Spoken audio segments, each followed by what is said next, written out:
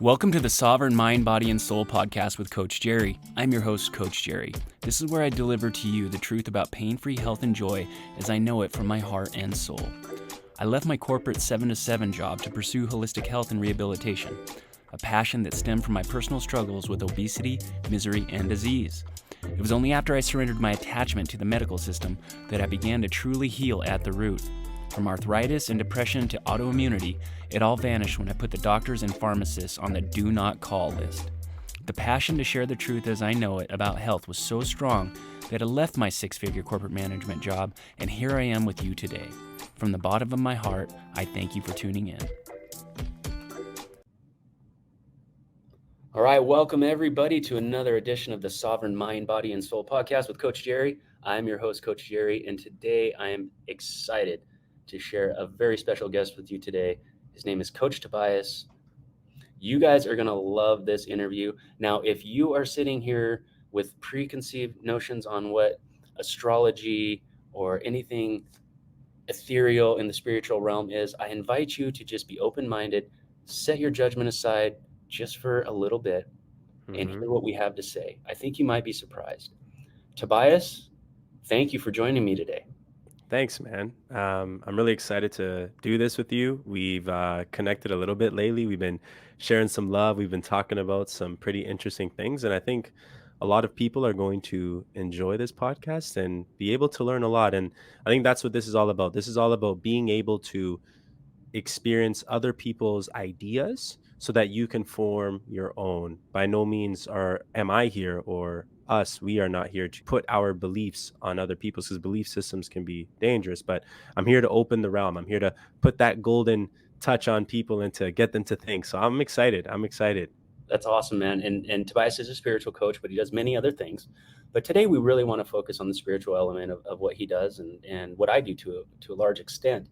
Yes. And you mentioned a very powerful word, which is belief. And the thing about beliefs is they're pliable. Beliefs can change. And I think they're meant to change. I believe they're meant to change. Unfortunately, a lot of times that's not our relation with beliefs. They become concretized. They become dogmatic within us. And some people watching this might have certain beliefs that don't resonate with what we're going to talk about today. And they might form judgment or even anger about this. And this might be looked at as divining or occult or even dark energy. And I would just be curious, what has been your experience in people that have those belief systems, and what are some ways that you're able to help influence their belief system on what it is that you actually do? Absolutely. I think the first thing that you mentioned that I wanted to just point on before I go into that is that if whatever triggers you, when somebody triggers your belief system, I think that's actually a great opportunity to see the shadow. Like for me, it's hard for me to just tell my shadow, hey, open up and let me just talk to you. But when I'm in the moment with my partner, or when I'm speaking to you or anyone that I really feel and have coherence with, and then all of a sudden my belief system gets challenged, that's a time for me to look in. So if anyone feels that during the podcast, I invite them to do that. But for me personally, and in my practice, so I am an astrologer and I do tarot for people as well. And a lot of people come to me with ideas of wanting to know the truth of X, Y, and Z, whether it be relationships or money or career or life purpose. And I always actually, before I start my reading, I usually go a little bit into depth about a little bit of history, and I like to open up the idea of different possibilities so that they don't think that they're coming into a place of finding out an answer without them finding the answer, right? I don't want them to look at it for me. So in terms of belief systems, I always try to gear them towards the possibility of looking within, because that's the best way that I found for me personally to figure out what belief systems am I actually holding and how can I maneuver my belief systems. Because like you said, we feel like they're concrete, especially when it comes from family and friends when we're younger, or if we're part of a religious belief system, then it stays pretty concrete for a while until we really open up the doors. I took a whole 180 when I was younger. I remember I went from being not very Catholic, but going to a Catholic church, to fully becoming atheist. And I think that's what it took for me to also be open to spirituality as a whole. But I would say that for me in my practice, the best thing to do is to start my reading off with the ability to express openly about all ideas in all forms. I also don't like to tell people that they are wrong right away, especially if that's my own belief, right? I like to ask them, why do they think that? Or how many, or a good question actually that I like to ask is, how many thoughts do you think are actually your own? That's a great one that I think gets people to think, how many thoughts are my own? And then Yeah, and that's a big one that I like to yeah, ask. yeah. For me, what comes up there is um, the truth of the matter is all anything that you're contemplating or trying to break down, the more simple you can make it, the more likely you are to find what resonates with you, right? Yeah. And that doesn't mean about personal truths. It's like what resonates, what can lead you down the next path of discovery and enlightenment.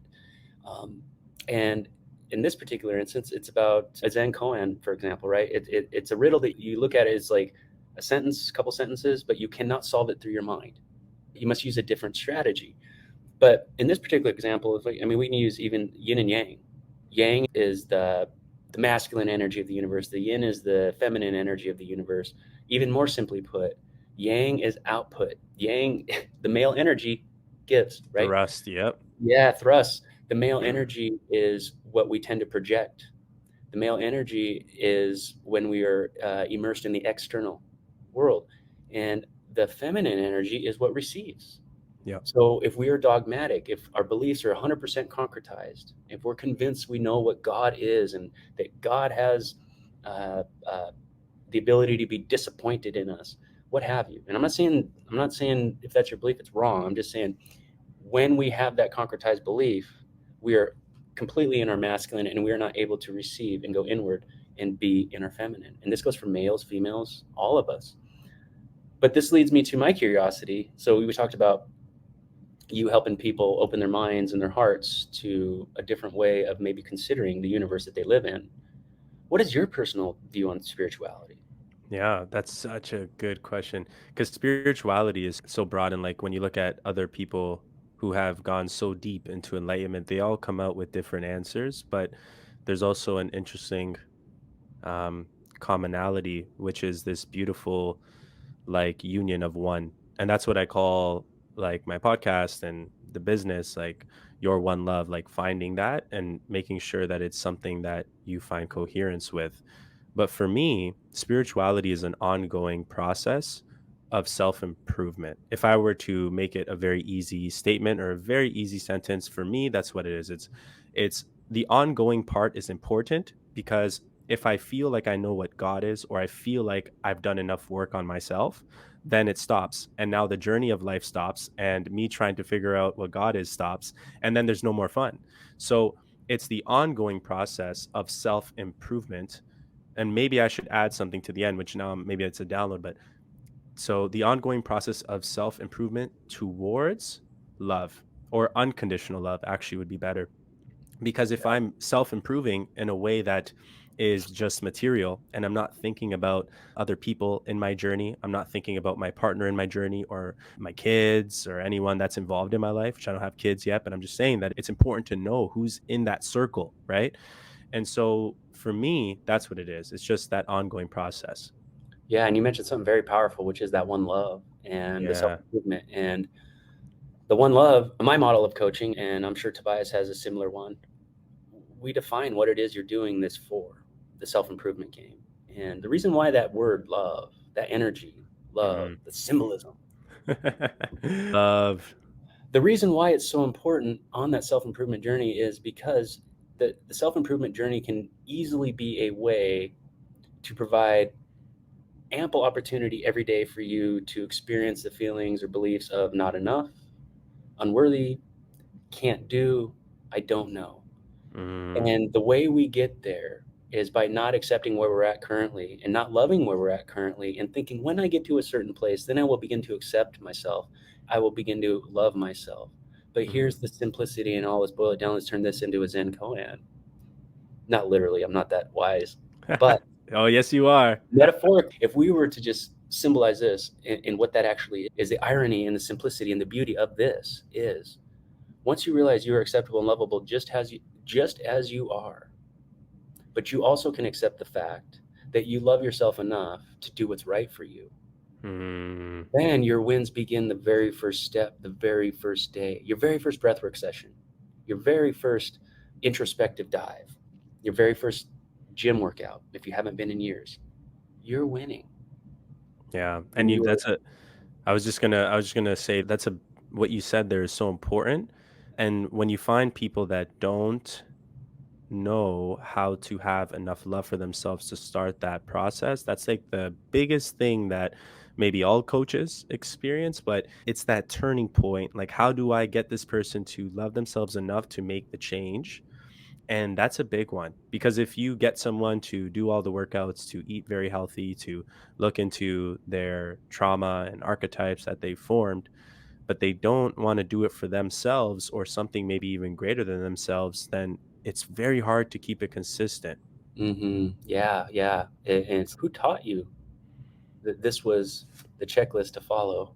That too, yeah, Your keeping love, it yeah. open. Yeah. And that's And their that checklist. That's not yeah, yours. no, They're yours. it's never yours. Like, think about it. Most of our thoughts aren't even actually coming from who we are. They're coming from other people who have thought of other things. So it makes sense that you always have to ask why. And that's a big word too, is like why. But yeah, it's important. I'm sure your listeners are into this stuff, and I'm sure a lot of them are trying to understand their why. But what do you think your view on spirituality is? I know I spoke about mine, but I'd love to hear yours. What is it that gets you going, and what does it mean for you as a whole?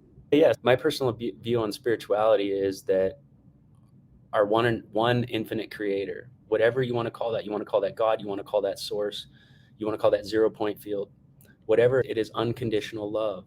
Mm, And where we get stuck thinking that we aren't accepted, we aren't loved, we aren't in favor of God, that it's due to life circumstances, that is due to something that didn't work out well. I prayed for it and it didn't happen. yeah. But really, everything is a gift. So anything that we look at as something that bad that happened to us, that teaches us a lesson if we are willing to go from our masculine projection of everything, projecting onto the world what God is, projecting onto God what we need from God to feel loved and accepted, to go on into our feminine and saying, what can I learn from this and how did I create this? And Mhm. that's how you can directly interpret source creation God as unconditional love, because everything that happens to you happens for you. Yes. And if we are the microcosm of the macrocosm, which I believe we are, this is a holographic universe.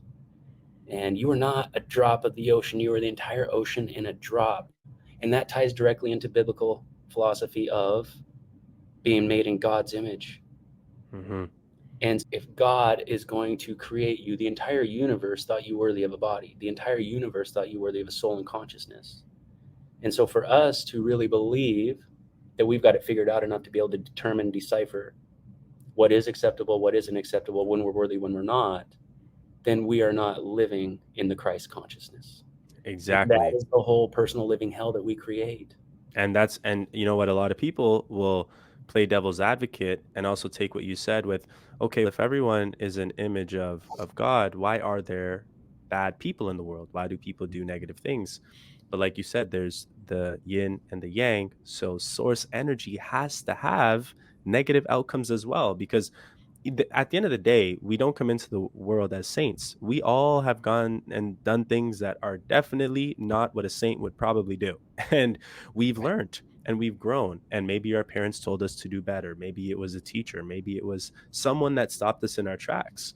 But if we Yes. continued onward and didn't have that aha moment, or you shouldn't do that, that's not good for you, that's not how you want to be in society, then yeah, you may go down a bad path, but that is what source needs because how can you know good without bad?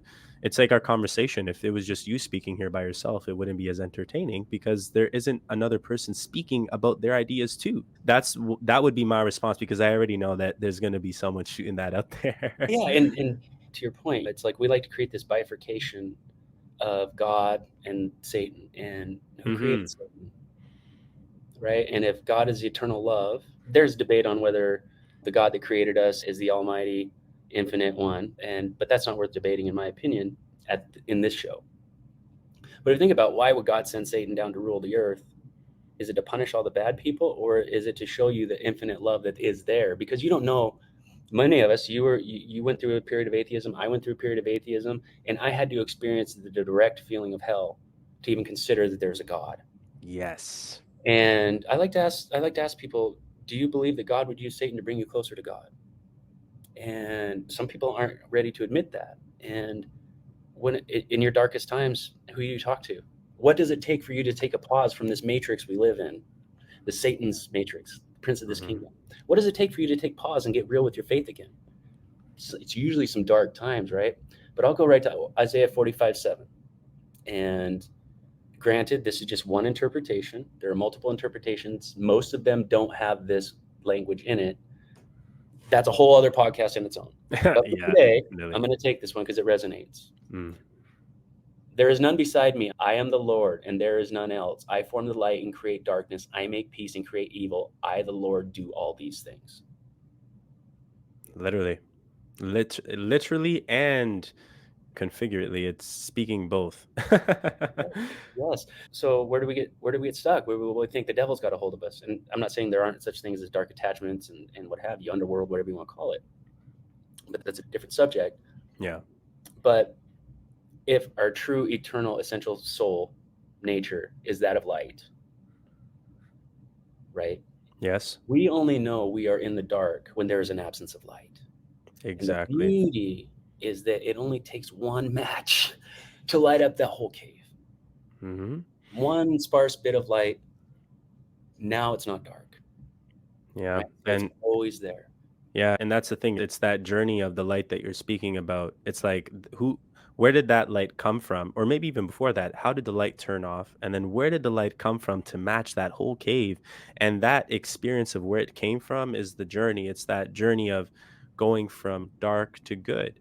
And that's also, I think, a big part of maybe my spiritual definition that I'm now thinking about is the journey. And I think the journey is key. If I don't enjoy the journey, because look, right now, I'm 23 years old. I'm about to turn 24 in March, but I still wait a lot of there's definitely a lot of mental battles of wanting to be successful, whatever that looks like in my mind, or wanting to understand God even more, or Hmm. wanting to have these experiences of source and all that stuff so much because of what I hear and the people that I look up to and all that stuff.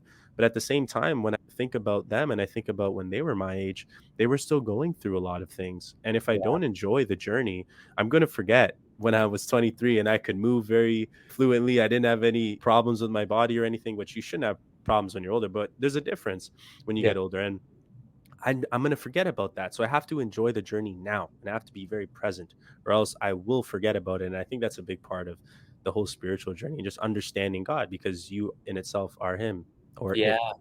Yeah. And if we can cast our fear aside and consider the fact that God isn't angry and that God isn't vengeful and wrathful, because we have to admit this is true.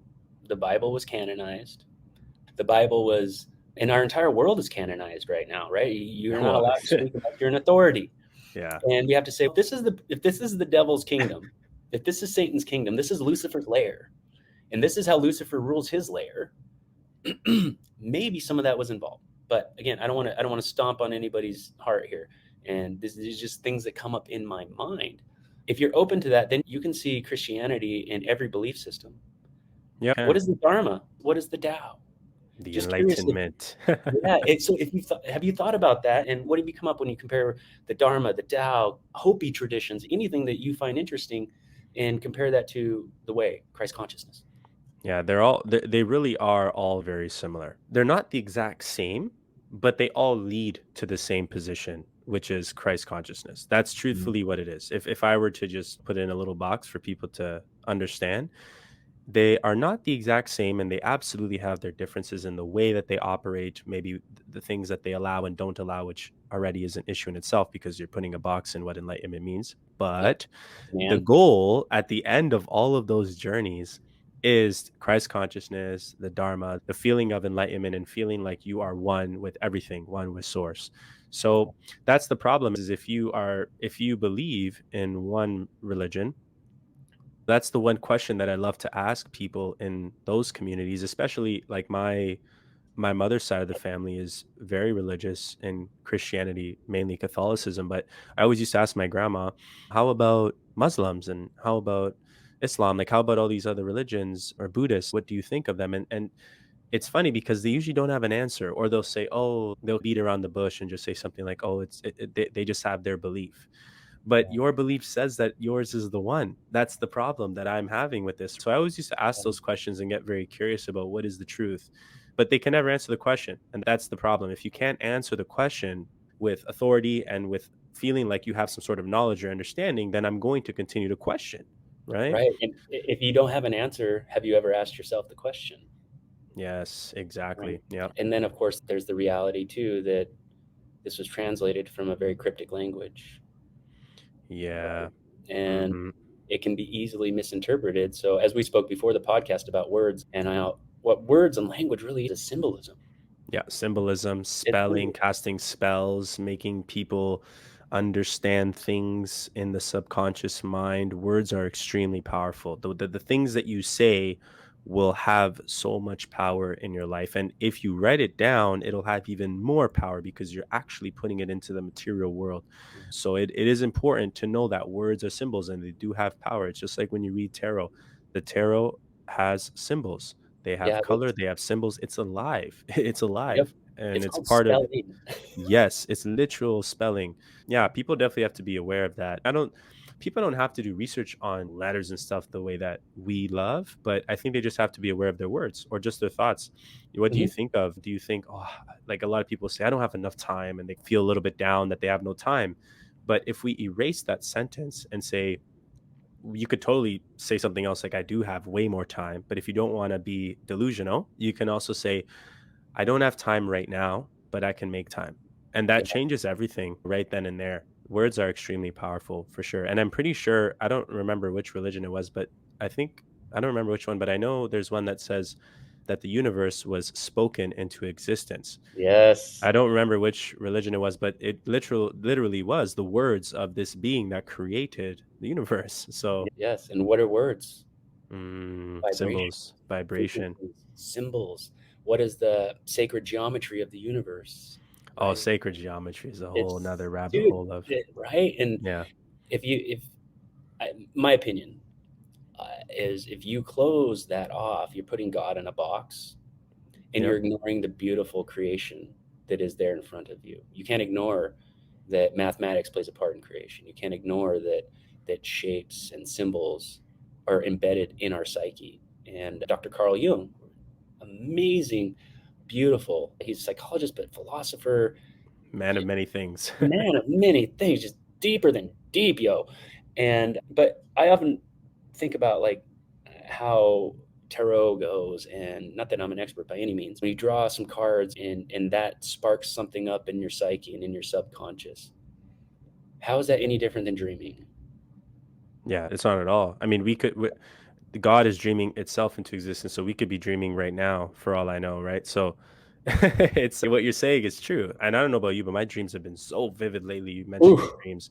And I've yeah, been, you know what I found, which not off topic, but you were talking about the gene keys and you're talking about the book, right? yeah, You know how the book also shows you amino acids and yes, yes, vitamins, right? mhm, yes. So for my life purpose gene key, I don't remember exactly. I think it's 22 or maybe a different number. I'm not exactly sure, but there is an amino acid there that said glycine.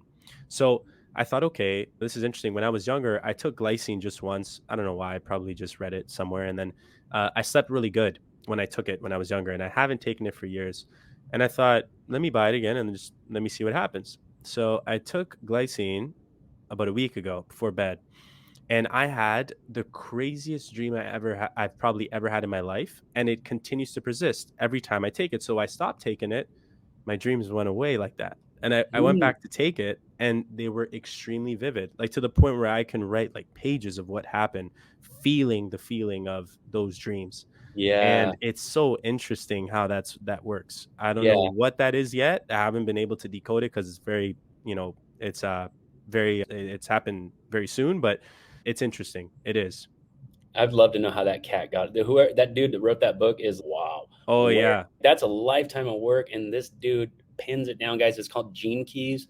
If you're open minded to deep thought, deep introspection, the It's true nature of creation, and you in it, which is a lot about in my opinion, my observation is a lot about why astrology can be so powerful when someone gets an astrological reading, or someone who's very skilled in tarot, or it even comes in through an enneagram readings. When I do them, I don't do anything near what you do, but it's the same energy, it's the same connection, it's the same 1 + 1 = 3. Yes. Yeah. And but people don't really understand a lot about what astrology is. And I'll give you an example. There's a, you know, good friend of mine, and he's very intelligent and for the most part open-minded, but he thinks astrology is just garbage. And I asked him, if the astral bodies can move oceans, what can that do to you? Oh, they've proven it doesn't do that much. And I'm like, every woman goes on a 28-day cycle, and when she gets off of her 28-day cycle, there's something wrong. There might be a correlation. 28 days is an important thing. So Hmm. can you break down for some of the listeners who might not be familiar with astrology, maybe some of the kind of common myths and misconceptions, and Yep. what astrology is to you? Yeah, let's see. So the first thing that I think the reason why I think people think astrology isn't real or it doesn't play any factor in your life at all and I truly believe it's because here in the Western world, I don't think that I think people in the Eastern world are more open to the idea of astrology, and I'll explain Mhm. why in a second. But here in the Western world, when we got our information from all of the older astrological texts and the Sanskrits, there was the Library of Alexandria pretty much held most of these old Sanskrits and techniques of astrology, numerology, right? The school of Pythagoras, all Yeah. of this stuff was in the Library of Alexandria. And at that time, India or Asia as a whole, they were trading a lot of information and goods and services with the people from ancient Greece and also the Romans. So they were getting a lot of information about astrology and they were intertwining this information with their own, which is obviously Vedic astrology, Mhm. sidereal astrology, all these different forms of astrology or Chinese astrology. And the once the Library of Alexandria burns down, we only get a couple of texts that finally make it to to the Western world, and then all of the people in the Eastern world that have also older religions that are a little bit more open-minded than what we have Mhm. over here, like Mhm. Hinduism and all that stuff, or Buddhism. It's much more open-minded. Still has some rules, but it is more open. Yeah, Just not to cut you off, but you're yeah, more no, likely go. to find a Hindu or a Buddhist that is loving in Christ, adores Christ, has reverence for Christ, than the other way around. So, Absolutely, yeah. absolutely. Yeah, their form of astrology and some of the techniques that they have, especially in Vedic astrology, is actually much older and more profound than the techniques that most Western astrologers use. Now, as it evolved over time, the people here in the Western world started to use astrology to make money. They would use it to capitalize, and they would use your sun sign as your sign in the horoscope. And of course, it was very generalized because your birth chart is very unique to you. And if you're not looking at your own birth chart and you're not looking at every planet, then there's going to be a big issue with just reading your sun sign because your sun sign is only your ego, it's only your identity, it's only a piece of who you are, which is your soul.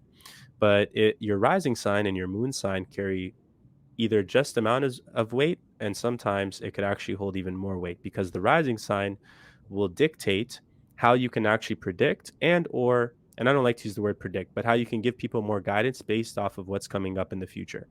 So what's interesting is that Vedic astrologers and astrology in the Eastern world, they actually give more governance to the moon sign that you carry.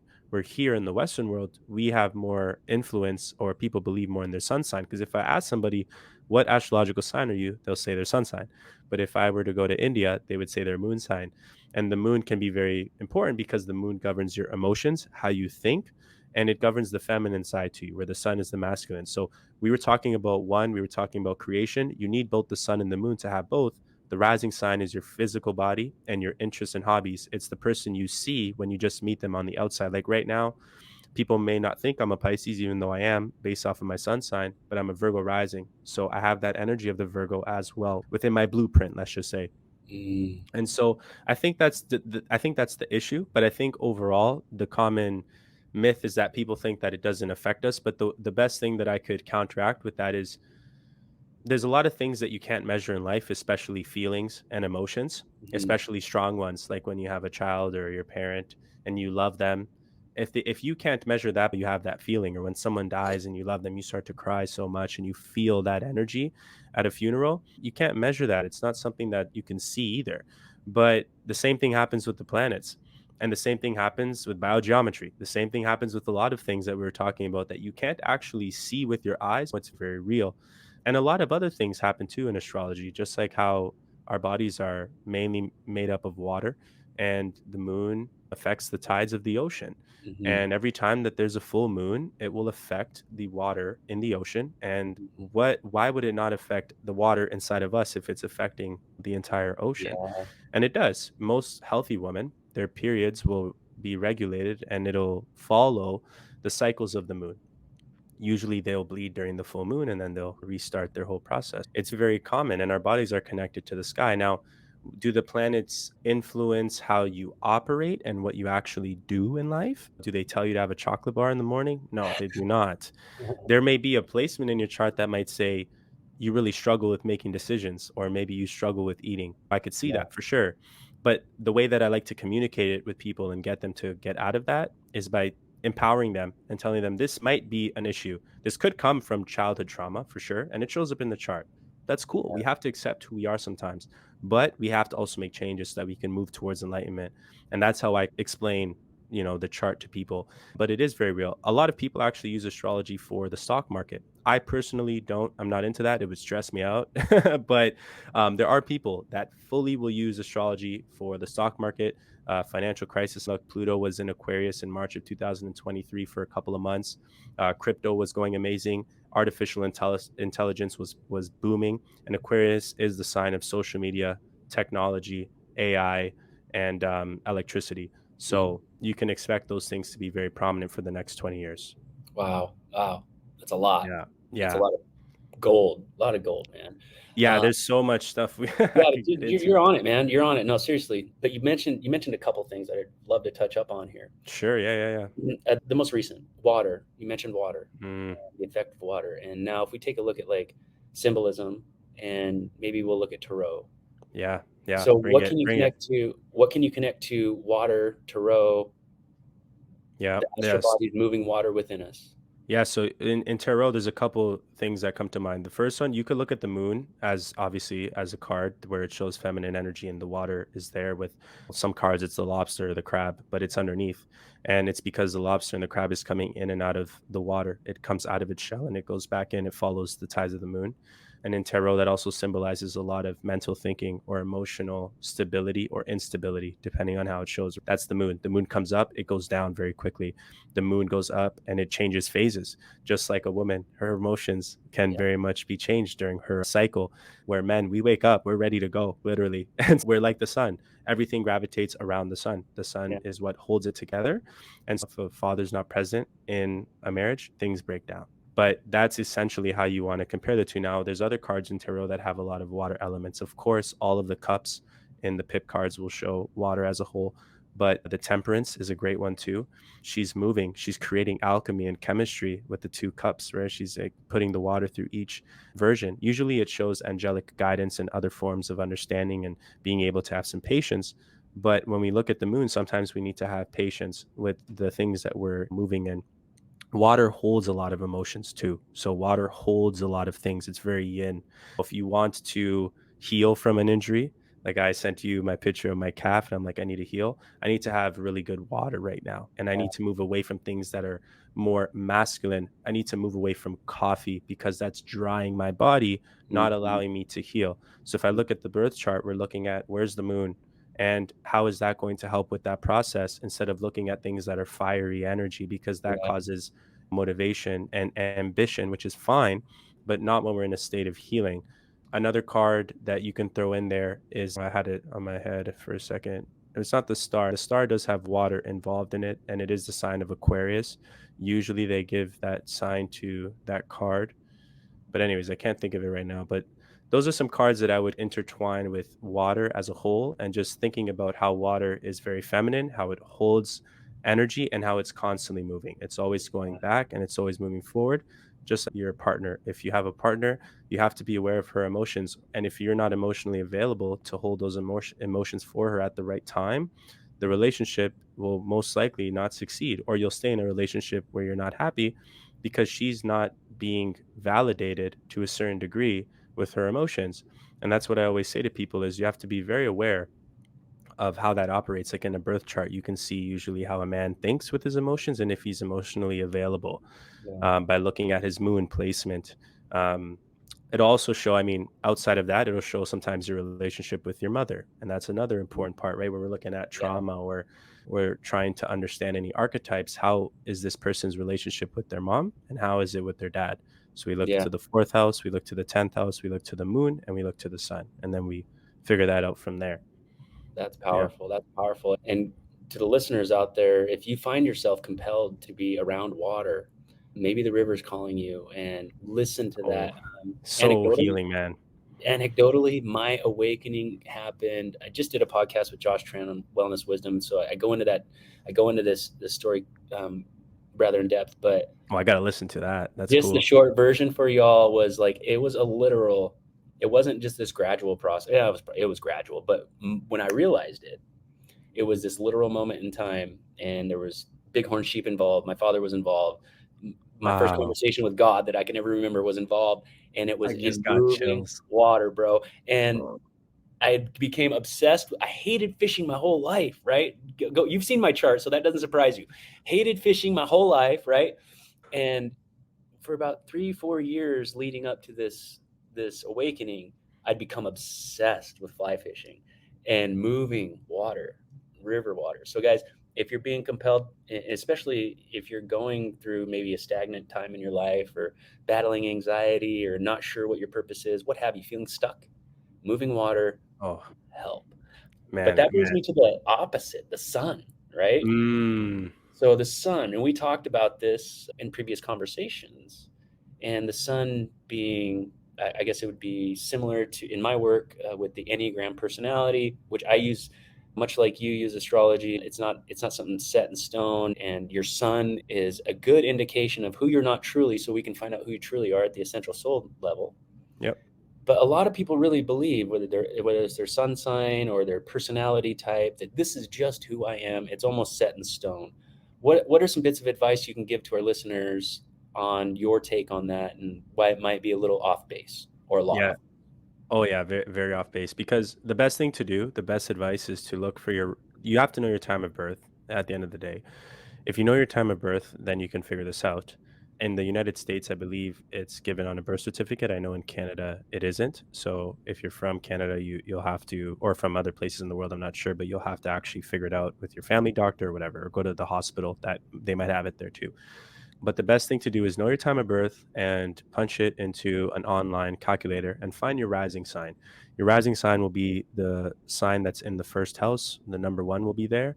And that is the most important part in terms of actually feeling like you can listen to an astrologer whenever they give a prediction or a general basis of what's Mhm. going on. Because Gotcha. the rising sign will dictate the rest of the houses. So if I'm a Virgo rising, right? So if I'm a Virgo rising, that's my first house. Each house is going to follow in order, right? So then Mhm. Libra will show up, then Scorpio, then Sagittarius. And so even though I'm a Pisces, which would fall in my seventh house, and my Virgo rising is in my first house, so they're actually opposite. If I always listen to what people are saying about Pisces, it might be very off. Why? Mhm. Because if I look at the transits in the sky and I look at all of the planets in the sky currently, the planets will be falling or they'll be comparing to certain houses in my birth chart. So now if I change my rising sign to Sagittarius rising, the the planets that are falling into my birth chart will actually change houses. So that Mhm. says something totally different. Yeah. Because if in the first example, being a Virgo rising, let's say the sun is in my first house, and this would be very good for me to network with people, build friends, maybe find a new hobby, stuff like that. But if the sun is in my 12th house, this is not really a good time to do that because the 12th house is the house of the subconscious. It's the house of stealing. Sometimes bad things could happen to people during that time. It's the house of introspective work, truthfully, because if you try to really initiate something during that time, it's hard. There's a lot of stagnation sometimes. So you have to be aware of your rising sign. So that's the big difference. The sun holds a lot of weight. I call it X marks the spot because it's a circle with a dot in the middle. So it's like you do want to get there and you do want to feel like that, but don't attach yourself to it because every planet in the chart matters. If I'm trying to understand your love life, I'm definitely looking at your Venus sign because I want to know what your desires are. I want to know how your desires show up in life. That's very important. If you just associate yourself, oh, I'm a Pisces, but, or I'm a Sagittarius, or I'm a Virgo and I'm not compatible with another sign, but just based off of your sun sign, it would be very incorrect. I get a lot of people that their sun signs are not compatible, but Yeah. a lot of the other planets are, and that helps Mm. their relationship so much because even though their sun sign isn't compatible, maybe the Venus is and Mars, so they have great sex life, they got good desires, they believe in the same things, and that helps a lot. Or maybe the moon, so they Yeah. both have very similar way of dealing with emotions, Yeah. or the way they communicate. So that's a very important part to tap into for sure. Hell yeah, man. So, dude, a guy with your life history and your interests and your areas of wisdom and expertise, you can serve humanity pretty much at any level you want. What is it within you? What does your energy gift look like? How do you want it? Ah, that's a How very would you see yourself serving humanity, yeah, yeah. short term, long term? So based off of what I personally want, or are you asking also how my codes are showing, like No, my how would you like to serve humanity? What is it within your heart that says, this is the gift that I can give you? mm, for me, the gift that Mhm. I can give people is the ability to receive information and or teach or recite that information in an easier way for other people to understand so that they can Mhm. go do their work. I feel like I'm really good. Like a gift of mine is receiving and then spitting out, receiving, spitting out. I have this very Mhm. good ability to learn quickly, especially when I'm invested in something. Mhm. And then I have the ability to teach people what it is that I learned or give them the information and the tools to be better. I definitely have I have a knack for reading a birth chart for sure, and I know that I've done a couple other readings, like I've done Akashic record readings, and I know that my third eye was turned on at a younger age, and all of these other things that I guess show that I should be of service to people. But Yeah. in terms of what I feel in my heart, I know I'm very good at listening to people's emotions. I'm good at giving advice. I'm very present. I have a good ear. I know that I'm actually listening and not just paying attention when Yeah. people give their emotions to me. And I tend to have this ability to, I don't want to say channel, but speak through spirit so that they can find guidance. And that's a lot of my readings. I use Yeah. like a lot of the times when I'm just out and about with my partner or I'm just out and it comes up where I'm an astrologer and somebody wants a reading. If I sit there and I just take a little breath and I look at their chart, I'll ask my soul to guide me to what it is that they need instead of me trying to analyze the birth Yeah. chart because you can get into this whole science and mathematical side of astrology where you forget that it's spiritual, right? Yes. And so I tell my soul to guide me. And those readings are always the most profound because I tap into something that my soul is telling me to get into. I'm not trying to control the situation. And I do the same with tarot. I allow the symbols to show me what they're showing me, but I don't try to give myself a lot of rules or else I can't tap into that realm. When Yeah. that's exactly what I was telling you with my mentor that was teaching me ancient tarot. The pip cards that do not have any symbols behind them, it's very hard to imagine what that means because in the Rider Waite deck and onward, there's a lot of cards that might look very negative on the pip cards. Yeah. Um, you might see someone holding a lot of wands and they look like they're very stressed or their face looks very stressed.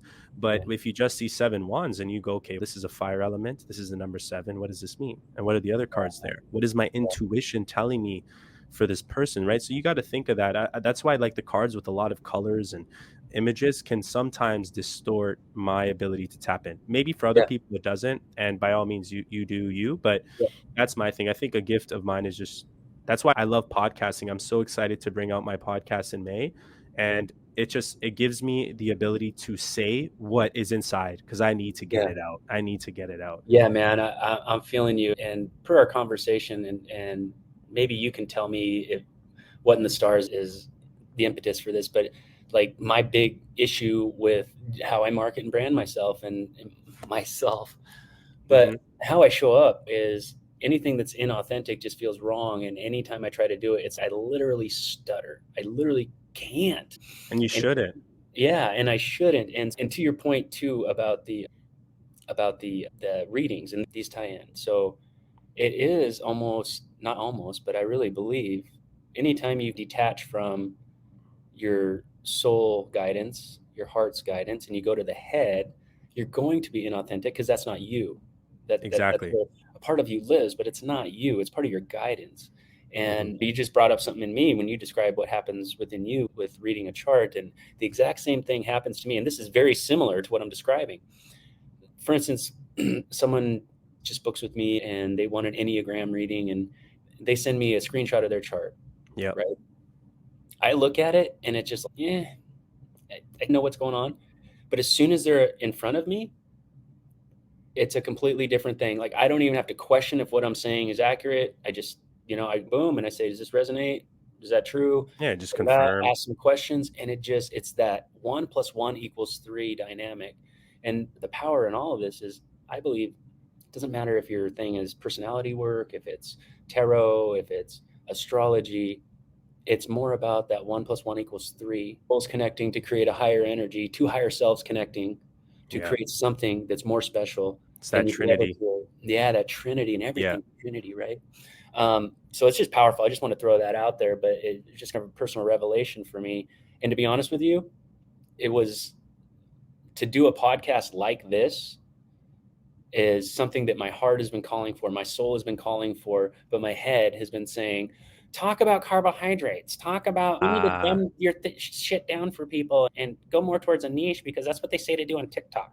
It really is like the yeah, ego man. trying to run the show, the head trying to run the show. And Well, it's felt so good you to have this also conversation with you, bro.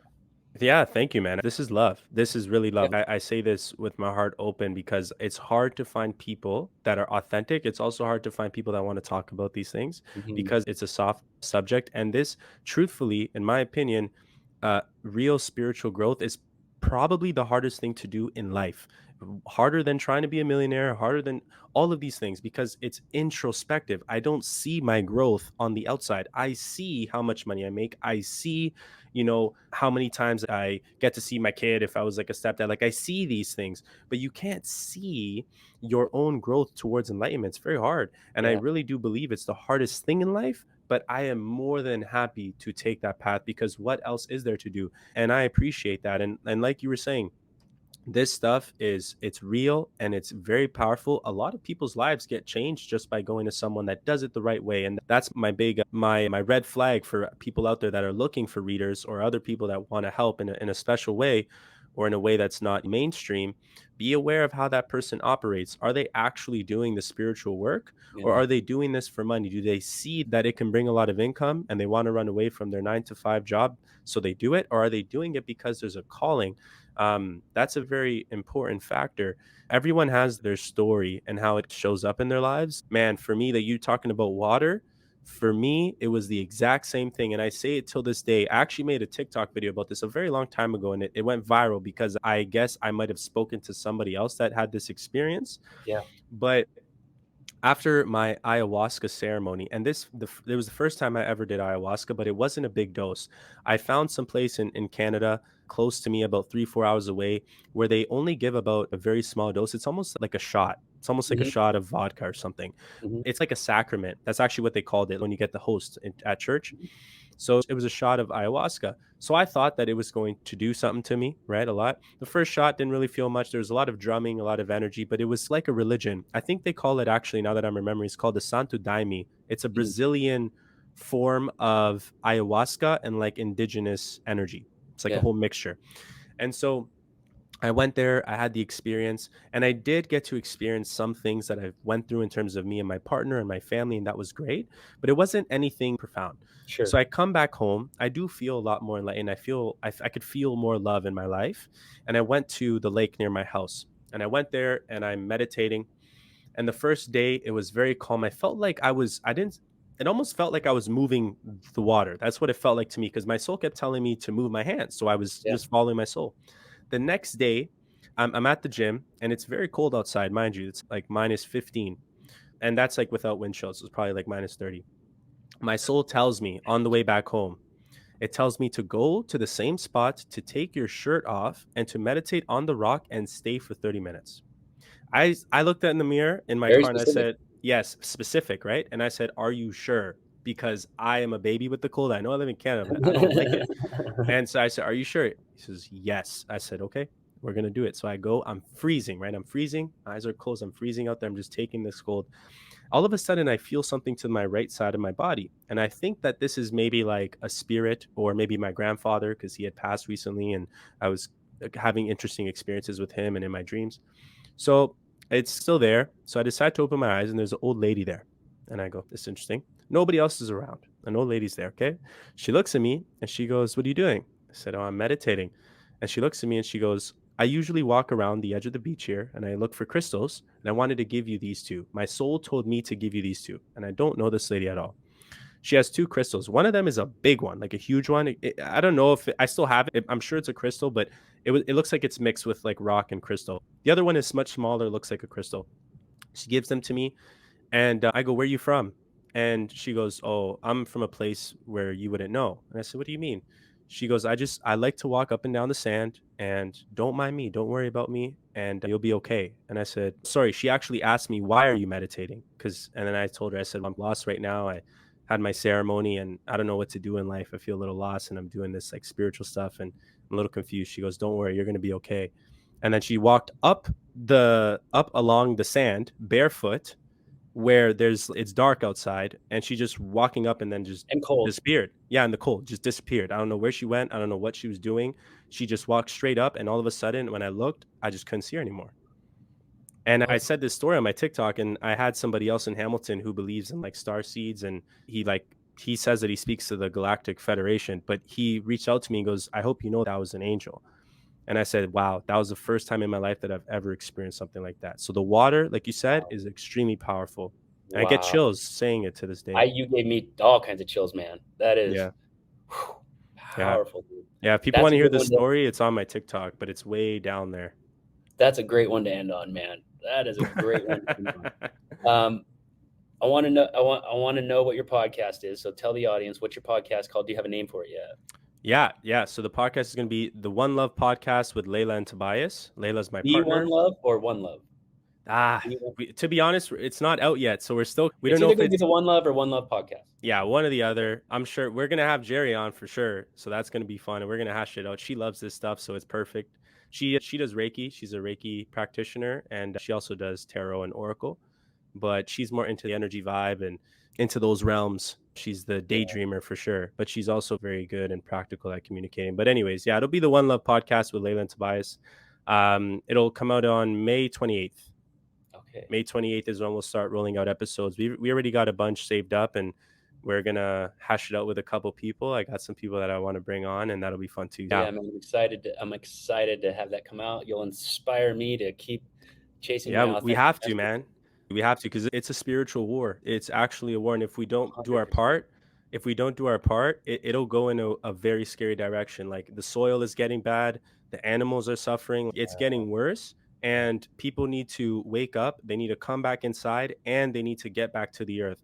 And with this whole, like I said, this whole Pluto in Aquarius, Pluto governs generations. This is the generation of science, of technology, of AI. We have to be very careful. Yes, this is beautiful. We're making love right now, and this is Aquarius energy. This is Yeah, cool.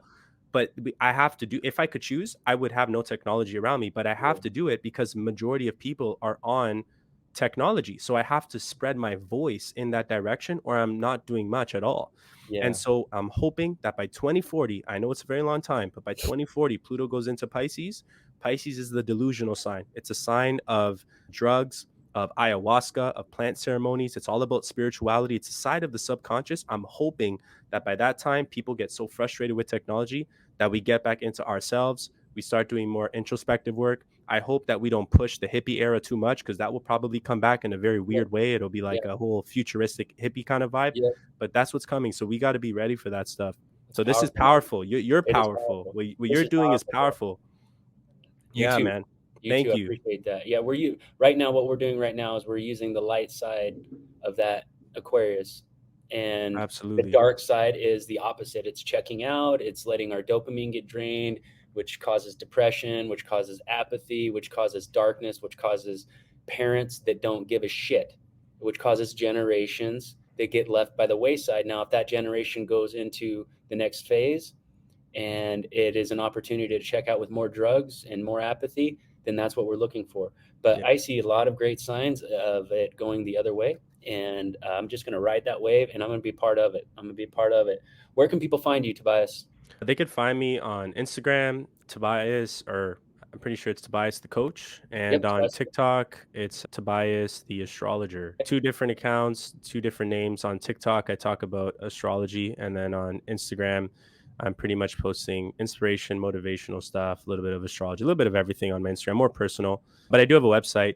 It's www.tobiasmoquete.com. So simple as pie. Book a reading there, or just book a consultation. We can hash it out. Bunch of stuff on there. But yeah, All right, I'll put those links in the show notes. And I appreciate those of you who tuned in to the very end. I hope you got something sparked within you that maybe you weren't in touch with, or maybe you were and it got rekindled, or maybe it's just part of your everyday. absolutely. But we're Yeah. here. We're here for you. And Tobias, thanks for joining me and sharing the love, brother. Hey, like always, man, this is a pleasure. Absolutely. One love. Lots of Love, love. dude. All right. Yes, sir. Peace. Bye. Peace.